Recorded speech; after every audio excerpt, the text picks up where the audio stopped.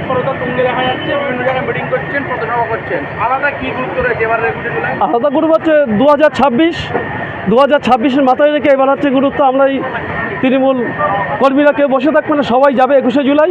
এই প্রস্তুতি মিটিং গাছা আকারপুর পঞ্চায়েত ও ইটিন্ডা পানিতারের পঞ্চায়েতের মিটিং আজকে।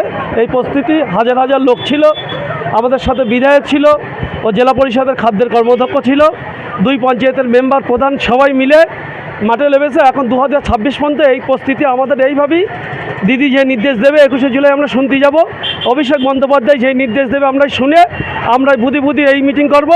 এই বলে দিদি যেভাবেই বলবে সেই নির্দেশে আমরা শুনে এইভাবেই আমাদের পঞ্চায়েতে একটা মেম্বার আমরা বুথ মিটিং শুরু করে দেবো। এই প্রোগ্রামে দেখছি বহু মানুষ জমায়েত রয়েছে সীমান্তবর্তী এলাকা, কি মেসেজ দিতে চাইছেন কর্মীদের উদ্দেশ্যে? দেখো, আজকে 21শে জুলাই এসে গেছে, কালকে দিনটা সময় আছে। তো আমরা যাবো এই তিনটা গাছা 2 পঞ্চায়েতে একটা প্রস্তুতি মিটিং। আমরা কিভাবে যাব তার একটা আজকে নির্ধারিত জায়গা ঠিক করে নিলাম। আগামী দিন 21 তারিখে ঠিক টাইম মতো আমরা সকাল সকাল চলে যাবে আমাদের লোকজন, আমরাও নিজেরাও যাব। কারণ এবার তো 21শে জুলাই মানে জনজোয়ার হবে একটা ব্যাপক হারে। কারণ আমাদের 26 বিধানসভার আগে আমরা একটাই পাচ্ছি এবছর 21শে জুলাই। তো আমরা একতাবদ্ধ হয়ে দলে দলে আমরা সবাই যাব। এই প্রস্তুতি বা এই আশা আজকে সবাই কর্মীকে দিলাম।